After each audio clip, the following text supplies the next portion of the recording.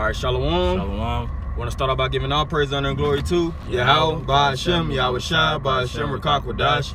Double honors to the apostles and elders of Great Millstone, and shalom to all the Akim out there pushing the word of sincerity and the truth. It's the brothers here from Great Millstone, Atlanta. We have a lesson going into never underestimate yourself, and that's very, very important. Us brothers in the ministry of Yahweh, Ba'Hashem, Yahweh Shai, the Lord is raising us all up to be leaders. As it is written, we're a nation full of kings and priests. Of course, us as a people, we fail. We fail and lost our true heritage of being kings and priests, our spiritual stature on earth, as truly being Yasha'Allah. We fell to the things of the world. We went in captivity. So we have been brought very, very low. But the Lord brought us low to humble us and to bring us back up. And then on this road to of growth, and on this road to getting back up from the mire and the dirt, so sometimes you'll still, hold fragmented pieces of things of the world that kind of traumatized you or weakened you, damaged you mentally, things of that nature. And you'll always feel, even in the truth, that you're you just you have a minimalist mindset. You feel like you're not strong enough to accomplish certain feats. You feel like you're not wise enough. You feel like you're not, like I said, strong enough. You don't have enough knowledge, wisdom.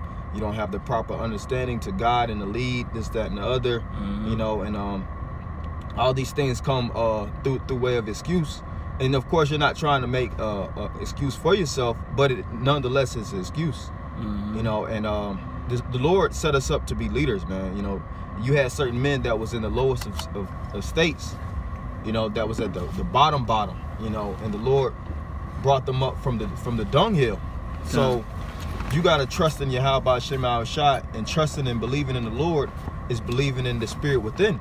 Believe that you can accomplish these things. Believe that the Lord, Yahweh, Ba'Hashem, Yahweh Shai, through Ba'Hashem, Rakakwadash, is dealing with you personally.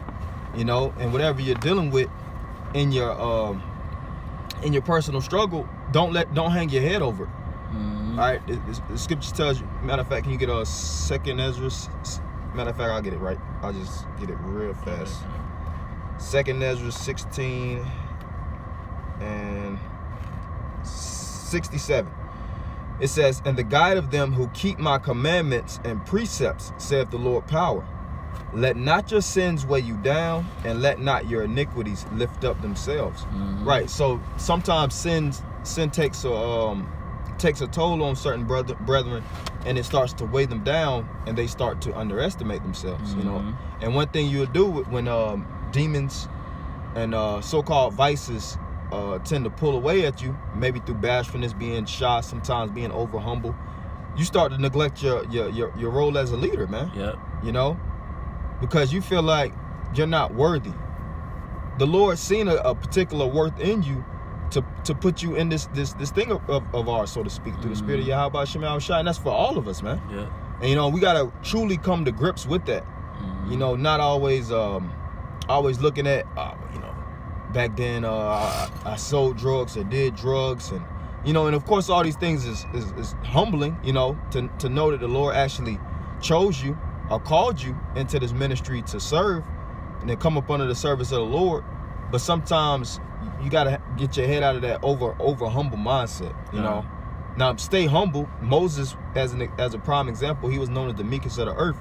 But you got to think, if Moses always contemplated about how the things that he did, the killing of the Egyptians, so to speak, fleeing, he fled Egypt for a higher purpose. But if he would have doubted himself, or if he would have second guessed how the spirit of Yahweh, Ba'Hashem, Yahweh Shai, or Yahweh was dealing with him at that time, would he have split the Red Sea? Would he have delivered the Israelites out of the Egyptian grasps? Would he have did all these different things, establishing the temple, the tabernacle, through the priesthood and things of that nature? Elevated men in the spirit. If he was always doubting himself, he wouldn't have got nowhere, man. He had to put all those doubts and all those emotions, all that as what the scriptures The scriptures call it earthly thoughts, mortal thoughts. He had to put all those mortal thoughts in the trunk, man. And he latched that trunk tight. And he had a clear scope, a clean and concise focus about the things that was required of him, and he didn't second guess it because what the Lord commanded him through the Spirit. Now we don't have the same intimate connection as we did in the ancient world, where the Lord would actually personally come talk to us. So sometimes that'll get in your way. But guess what? We have inscribed writings. We have the tablets that Moses actually got from the Most High, as well as prophets and kings and men of the Lord. And these writings are still voiced through the mouth of the Lord, through us, through these different letters and pages, through these inscriptions. So even when you're going through these different things in your walk, you still have the value of the scriptures right beside you that's going to always validate that you are chosen, that you are blessed, that you are strong, that nothing is impossible. And you have to revolve and constantly meditate upon those words, and don't let anything hinder you or drag you out of them.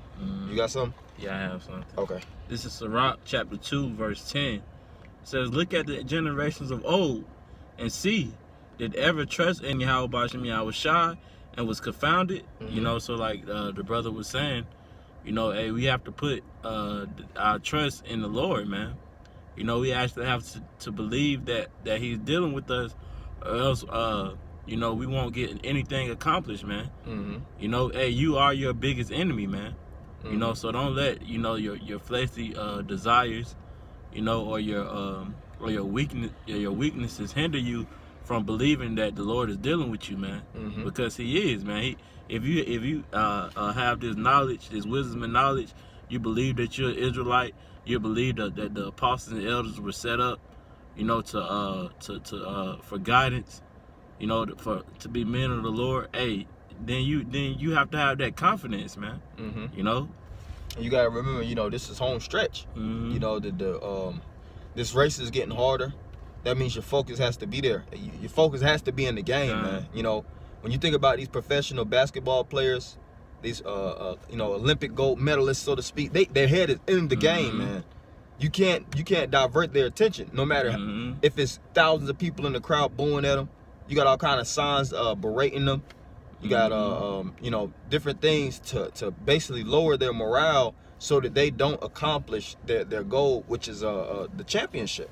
And it's the same thing now. We have scoffers on the comment board that's constantly trying to pull down our spirits. You know, we're not the men of the Lord, the apostles and elders is this, that, and the other. We this, that, and the other. We ain't nothing but niggas. We ain't even Israelites. Or you'll have brothers that of the Northern Kingdom. They'll say that you're not an Israelite. You a goddamn Mexican. Yeah. You know, you're not an Israelite. You're not God's chosen. You're a fucking Puerto Rican. You know, they'll say all these ill things. But that's just haters, man. The Lord had haters. It was plenty of men that hated the prophets and that doubted the words that they actually spoke. But the thing is, those men, they had to hold intact the faith of Yahweh Shai. Look at Noah. How many people doubted him? But did he not prophesy for the space of 100 years? And he didn't underestimate himself. All right, if he underestimated the Spirit of the Lord dealing with him, he wouldn't have built that ark. He would have, man, you know, Lord ain't dealing with me. The Lord gonna kill everybody. What makes me greater than these individuals? Well, you know, maybe I am a fool for building this ark. Let me just put the hammer down, so to speak. Let me put the plow, you know, or the, you know, the whatever tools that he used to the nails, whatever, how he fastened that ark. If he would have put it down and half-assed with the building of that ark, when the flood would have came, he would have got drowned and there would have been nobody on the earth, man. That's right, bro. I had a precept just because you know, speaking about Noah, you know, and the faith that he had. This is Sirach 44:17. It says, Noah was found perfect and righteous. In the time of wrath, he was taken in exchange for the world. Therefore was he left as a remnant unto the earth when the flood came. That's beautiful. It said, therefore it was left a remnant on the earth when the flood came. And it was through Noah's perfectness and the righteousness that he displayed in the time of evil and wickedness. And he didn't let the evil and the wickedness consume him. You know, basically darken and blindfold him from the path and the duty that was required of him. He kept building. He kept perfecting himself. He kept enlarging and magnifying himself while on earth. So it's the same thing with us. You know, and of course we're low, so to speak. You know, you feel like, all right, man, Noah was a heavy guy, you know, in the spirit. Think about Yahushua. You read about Paul and the miracles they displayed, the thousands of individuals that crowded around them to hear the voice of which they spoke. And you look at yourself, you might be sickly, you might have certain infirmities, you might be overweight, things of that nature. Probably grew up in a one parent household, low income household. May not have a car. You might be riding a bus to camp. So all these things are peg at you, and you'll in turn underestimate yourself. Okay. But you can't let any of these things throw you out your groove, throw you out your sync, man. You got to think even some of the greatest, it was a time where they wasn't great. Mm-hmm. Michael Jordan, they say he rolled the bench, man. Okay. You had certain basketball players that everybody looked at him like he was gonna flop. Yeah, he got cut. Yeah, certain individuals got cut. Mm-hmm. You got certain individuals that established these which we did a lesson on, multi-billion-dollar industries, that a lot of people rejected them. Yeah. A lot of people didn't see the vision, but what? They believed in the vision. So we have to likewise believe in the vision. That's right, bro. And don't shy away from it. And that's why I want to get this scripture to get out that shy mentality. Sirach 20 and 22. Mm-hmm. There is that destroyeth his own soul through bashfulness. Mm-hmm. Being too humble. Mm-hmm. Because the scriptures speak about having pride. And men try to carve themselves into having that humbleness, being humble. But in all actuality, it can hurt you, man. Because your belief can be taken away from you. Mm-hmm. People in the world will run over you, man. Mm-hmm. That's true. That's very true. Sometimes you'll humble yourself to the point where you don't even stand up for yourself. Mm-hmm. And that's not a good thing. And a lot of those things, it's good to be humble, but characteristics have to branch out of your humility. Mm-hmm. Courage has to be an attachment to your humility. Confidence, honor, all these things, but you still keep the basis of yourself lowly, because the root of the word humble goes into humility, and really humiliate or humus, which really means to be low at the ground. You at the bottom, you feel like you're at the bottom, but still the Lord does call us gods, man. Mm-hmm. It says ye are gods, so still it has to be a level of balance and understanding, that even though I am low, the Lord is spiritually dealing with us as a nation. We're the chosen nation, we're the chosen seed, and amongst the chosen, I'm called. So as it is written, put on therefore as the elect. The elect are not gonna let things throw them out of their groove, man. You have this book is of the elect. All these men that die are of the elect.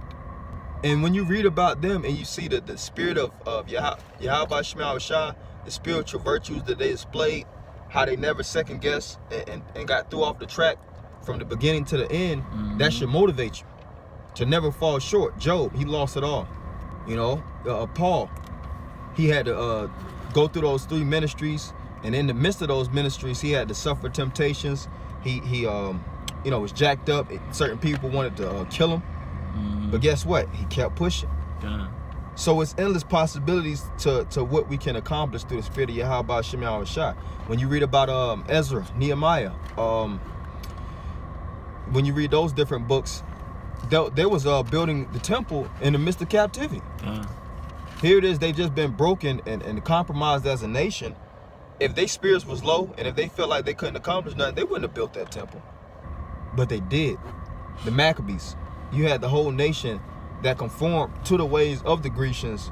But did the Maccabees turn their back? Did they underestimate the power that was dealing with them? And it was only a few of them. The Maccabean household and the men that attached themselves to the as the dynasty is known as the Hasmonean dynasty. They believed in the Lord. Sometimes they had to flee, like it was written. They fled to the wilderness and ate of the herbs. But guess what? They still believed that they was going to get to the finish line. And it was only a few of them, man. And we even have leaders in secular history. When you think about individuals like Nat Turner, man. Nat Turner didn't underestimate himself, and he was in the cusp of slavery, man. That was the rawness of it. He was in a time of straight raw slavery, man. And look how far he got with the brigade or the battalion of men that housed itself around Nat Turner, and everybody still looks at him as an inspirational figure unto this day, positively and negatively. But they know without a shadow of a doubt he was very, very influential.